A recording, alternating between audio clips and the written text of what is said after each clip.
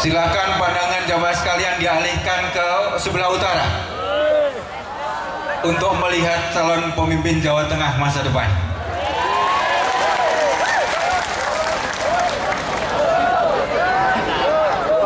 Assalamualaikum warahmatullahi wabarakatuh.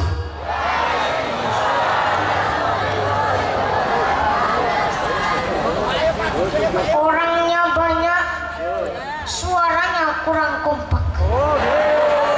Saya ulang sekali lagi. Assalamualaikum warahmatullahi wabarakatuh.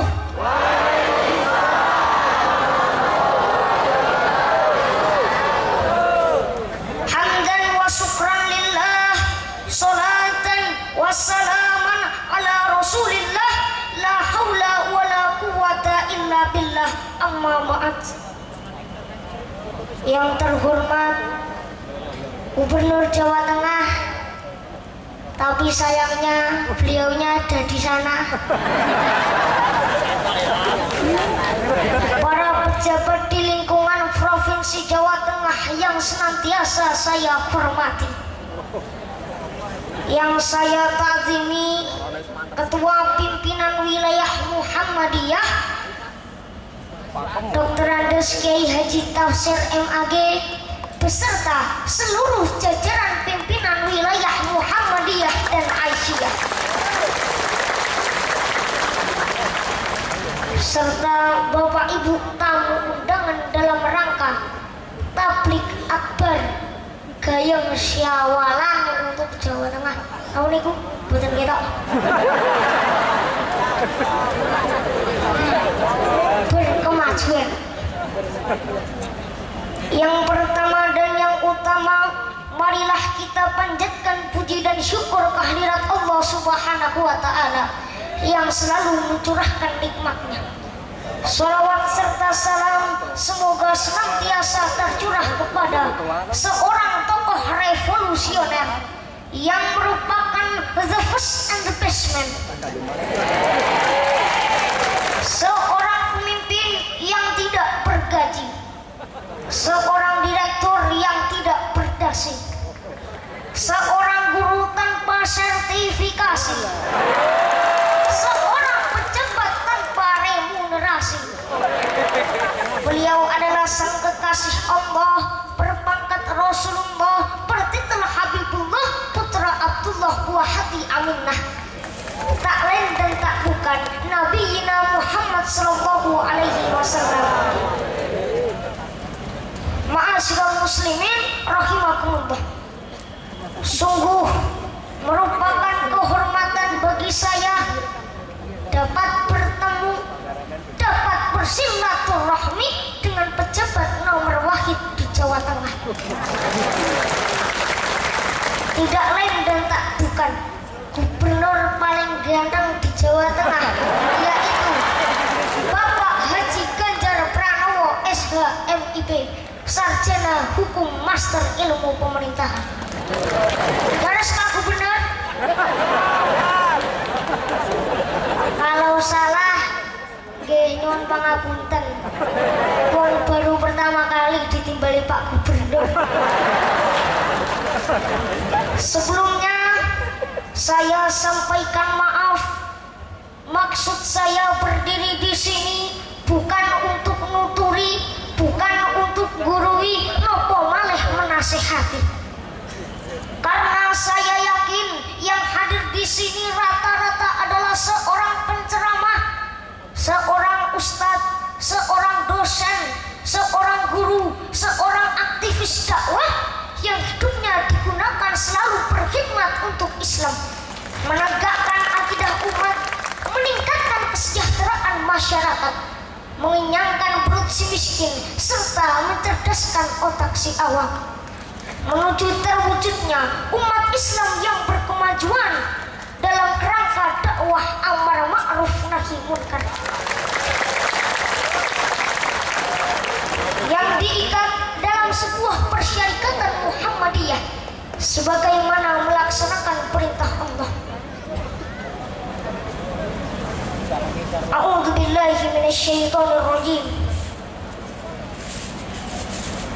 Wal takum minkum ummatun yad'una ilal khair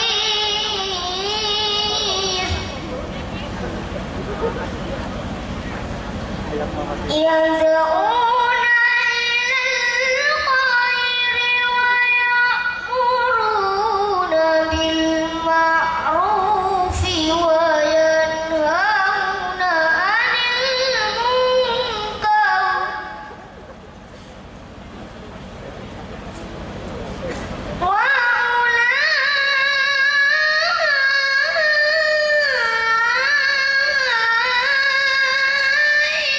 humul muflihun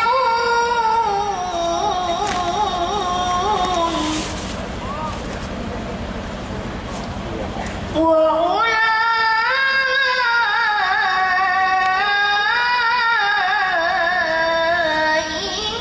humul muflihun.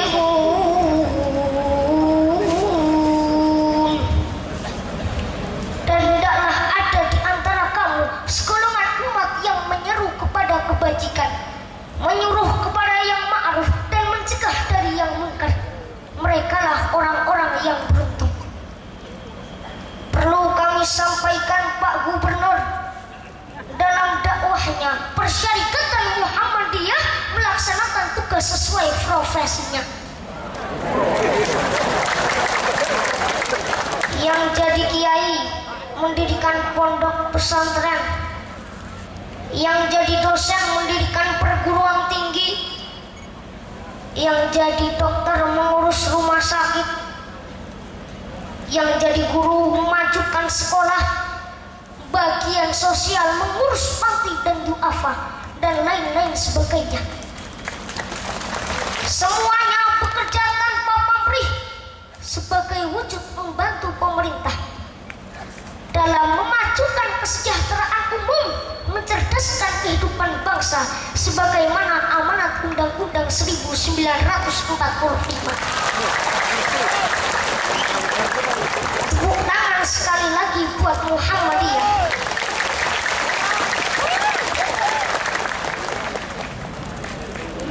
Pak, Bu, berdakwah itu tujuan utamanya adalah dakwah amar ma'ruf nahi munkar. Bukan malah sebaliknya, ceramah kesana kemari hanya bertujuan mendapatkan materi, pujian, popularitas dan tujuan duniawi lainnya. Demikian pula Muhammadiyah didirikan. Tujuan utamanya adalah dakwah amar ma'ruf nahi munkar. Coba kita melihat para pendiri dan penerus gerakan dakwah Muhammadiyah dalam berjuang bukan rupiah, dolar, dinar maupun dirham. Justru sebaliknya, jika ada orang yang berjuang di Muhammadiyah, bukan materi yang didapatkan, namun justru materinya yang harus berguna. Demikian pula saya, Bapak Ibu, saya adalah didikan dan tempaan sekolah dasar Muhammadiyah. Jadi kalau hanya ceramah, tidak mendapat juara, tidak mendapat piala, tidak diamplopi, tidak sakit hati, tidak untung. Berbicara tentang dakwah, saya jadi teringat kata-kata bapak-bapak di PDM Kota Salatiga.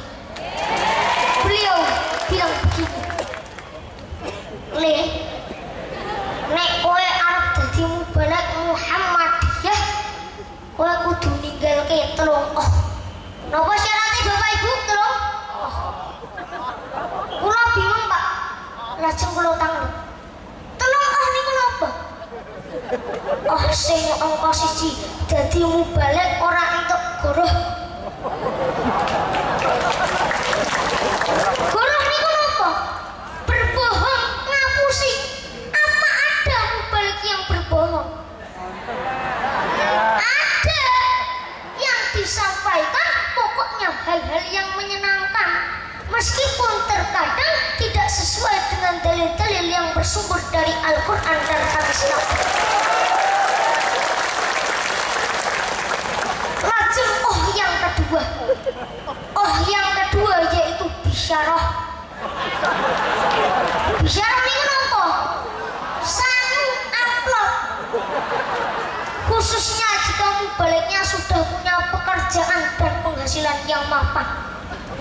Tapi kalau mubaliknya masih kecil dan sekolah, belum punya pekerjaan dan penghasilan yang mapan, Pak Gubernur nimbali jauh-jauh dari Salatiga, bali radi sangon ya kebanyakan. Tidak Pak Gubernur, tadi itu cuman bercanda. Tadi Ustadz Marjo juga bilang, Mas Wildan, nanti kalau diberi amplop jangan mau ya. Saya jawab, iya Pak. Lah terus bagaimana Pak? Kalau mau ngasih ya jangan tanggung-tanggung. Cukup 1 atau 2 ruang kelas baru. Betul Pak Gubernur. Karena di SD Muhammadiyah Puskota Salatiga sedang proses pembangunan menelan dana 8,5 miliar. Lah, terus uangnya dari mana? Ya ngutang.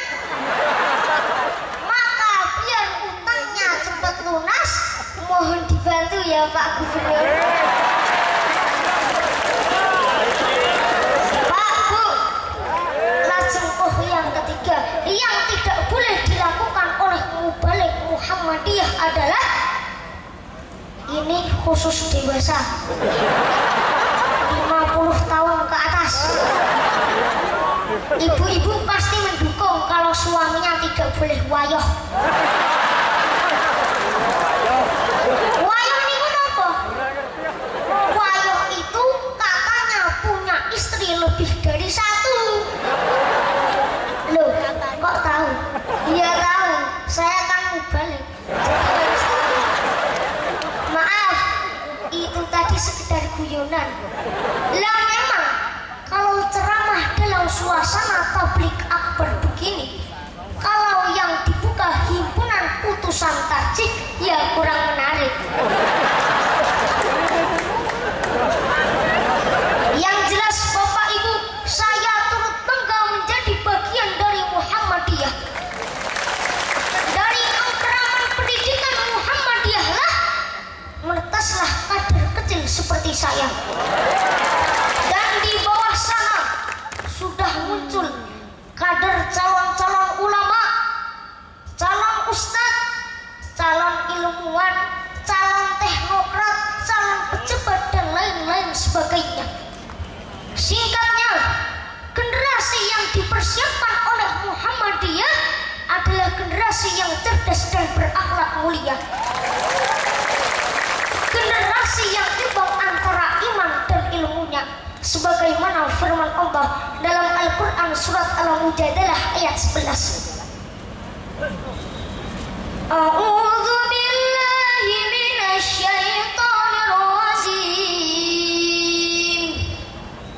Bismillahirrahmanirrahim. Yarfa'illahu allazina amanu minkum walladzina utul ilma darajat. Niscaya Allah akan meninggikan derajat orang-orang yang beriman di antaramu dan orang-orang yang diberi ilmu pengetahuan beberapa derajat. Ilmu apapun yang kita pelajari harus kita dasari dengan tauhid. Kita niatkan untuk mencari ridho Allah semata. Coba kita menengok sejarah peradaban umat Islam pada masa Bani Abbasiyah, terutama di saat kekhalifahan Harun ar-Rasyid, dikenal dengan The Golden Age Story of Islam atau sejarah keemasan Islam, di mana wahyu Al-Quran digali dengan iman dan dikembangkan dengan ilmu pengetahuan, yang melahirkan tokoh-tokoh besar yang menjadi rujukan ilmunya sejak dulu hingga sekarang. Ibnu Sina sebagai ahli kedokteran, Ibnu Khaldun sebagai kapan sholatnya?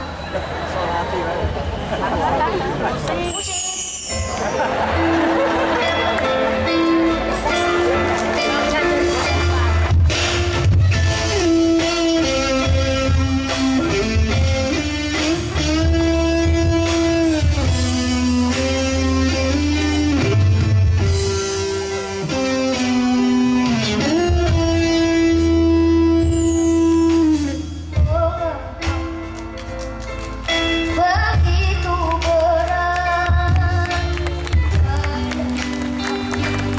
segala perintahmu, begitu berkeringangan untuk mengadakan wajah bersujud kepadamu Tuhan.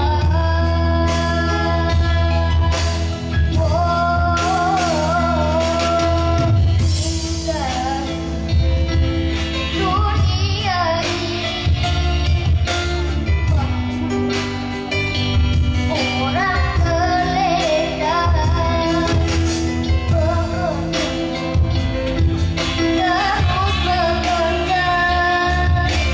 tak kenal waktu, tak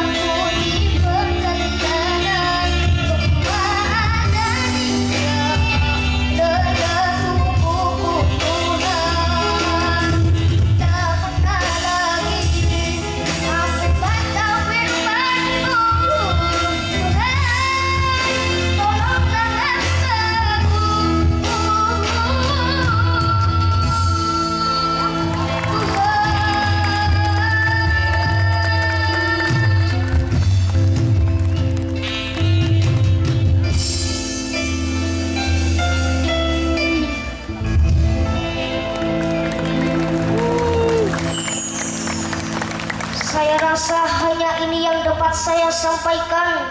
Terdapat salah dan khilaf mohon dimaafkan.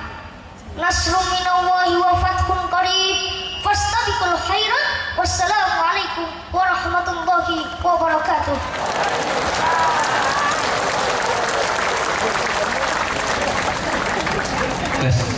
Demikian tadi